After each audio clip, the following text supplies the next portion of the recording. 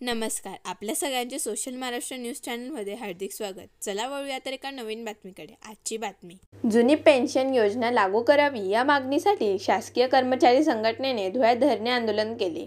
आंदोलनात सहभागी कर्मचाऱ्यांनी जोरदार निदर्शने केली। नवी पेन्शन योजना बंद करून जुनी पेन्शन योजना लागू करावी, कंत्राटीकरण बंद करावे, तसेच आउटसोर्सिंगद्वारे होणारी शासकीय भरती बंद करावी अशी मागणी शासकीय कर्मचारी संघटनेकडून करण्यात आली। आज महाराष्ट्र राज्य सरकारी निमसरकारी शिक्षक शिक्षकेतर कर्मचारी कामगार कृती आपले समन्वय समितीच्या वतीने महाराष्ट्र शासनाला जाग यावी, हे झोपेचं सोंग घेतलेलं सरकारला आर जरी टोचली पुराण्याची, त्या आरीने देखील त्यांना जाग येणार नाही, एवढं हे निद्रित अवस्थेत म्हणजे सोंग घेतलेलं सरकार, याला जागे करण्यासाठी ज्या काही नवीन पेन्शन योजना म्हणजे जुनी पेन्शन योजना चालू करावी, नवीन पेन्शन योजना बंद करावी, हे संपूर्णपणे आश्वासन देऊन JR म्हणजे परिपत्रक काढले, पण त्याचं अंमलबजावणी केव्हा होणार आहे? या अंमलबजावणी लवकरात लवकर व्हावी।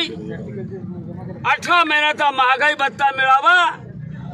शैक्षणिक धोरण गेल्या 4-5 वर्षापूर्वी येणाऱ्या 5 वर्षामध्ये या महाराष्ट्र राज्यामध्ये जे ग्रामीण भागात सिनियर कॉलेजेस आहेत, ज्युनियर कॉलेजेस आहेत, ते बंद पडण्याच्या मार्गावर आलेले आहेत।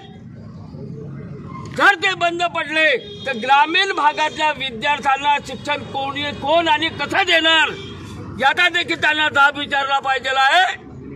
खाजगीकरण, कंत्राटीकरण कशासाठी पाहिजे? खाजगीकरण आणि कंत्राटीकरण मागणी सांगा। पूर्णपणे आउटसोर्सिंग कुणाला देतात? त्या दगडूशेठ गणपती हलवाईचा गणपती, त्याला तुम्ही आउटसोर्स देतात?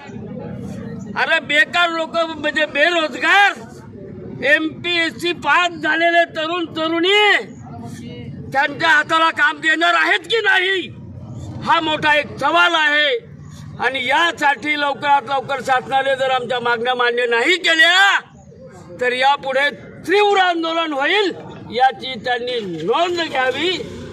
जर दखल घेतली नाही तर याच्या पुढे हे उपस्थित असलेले कर्मचारी रस्ता बंद करतील, इतके कर्मचारी रस्त्यावर उतरवतील, याच्यामध्ये पूर्णतः शंका नाही। मी आपल्याला आवडतो कारण आधी अनेक लोकांनी सांगितलं आहे की काही संघटना नाही आणि काही वेळेस बोलतात लोक, काही आले नाही हो, काही गेले नाही हो, पण याच लोकांनी रस्तेसुद्धा बंद केलेले आहेत, याच लोकांनी जोगपूरची मार्केटसुद्धा बंद केलेली आहे, याच कर्मचाऱ्यांनी अनेक आंदोलने रस्त्यावर उतरवले आणि आपल्या मागे पत्राट पाडून घेतलेले आहे। मीही बिननिमित्त बोलतात त्यांच्याबद्दल मला हे बोलतात, त्यांनी बोलावं, परंतु ज्या कामासाठी आपण आलेलो आहे ते काम अत्यंत सावधपणे आणि अत्यंत यशस्वी झालं, यावरती मी उपस्थित असलेल्या सगळ्या नेत्यांचं मी अभिनंदन करतो।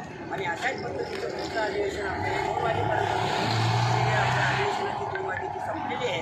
तर आता याच्यापुढे जे इतके 2-4 नेते असतील त्यांनी आपल्याला कलेक्टरला निवेदन द्यायचं, तिथे जिल्हा परिषद शिक्षक असेल, आपल्या समन्वय समितीचे नेते असतील, 1-2 लोक मिळून एक कलेक्टरला आपण जे निवेदन तयार केलेलं आहे मुख्यमंत्र्यांना द्यायच्यासाठी ते निवेदन द्यायचं आहे। न सरकारला विनंती करतो आम्ही की आम्हाला रस्त्यावर उतरायची हौस नाही, रस्त्यावर उतरणं हा आमचा अधिकार पण नाही, आम्ही तो वापरतही नाही, परंतु जेव्हा आमच्या गळ्यापर्यंत येतं तेव्हा मला जायला असतो आमचं ब्रह्मास्त्र उचलावं लागतं आणि त्याचा परिणाम म्हणून आपण नुसतं पत्र दिलं तरी आपला 3% DAचा JR निघाला। आता आपण पुढच्या आंदोलनात जर पत्र दिलं तर आपले बाकी उर्वरित जे समन्वय समितीच्या माध्यमातून माझे संप झाला होता, त्या संपामध्ये ज्या मागण्या मंजूर झाल्या त्याचे आदेश सध्या निघत आहेत। 1%चा आदेश कालच मंत्रालयाने मंजूर करण्याचे आदेश आलेले आहेत, अजून काही महागाई भत्त्याचा आदेश पूर्वी निघणार आहे, परंतु आपली एकजूट असल्याशिवाय आपलं आंदोलन सरकारला दिसल्याशिवाय सरकार ते आदेश काढणार नाही। पुन्हा आपल्याला मी विनंती करतो आणि अशाच पद्धतीने आपण सगळ्यांनी पुन्हा एकजूट राहावं अशी बातमी आवडल्यास चॅनलला लाईक व सबस्क्राईब करा व दररोज अशा नवनवीन बातम्या पाहण्यासाठी चॅनलला फॉलो करा। धन्यवाद।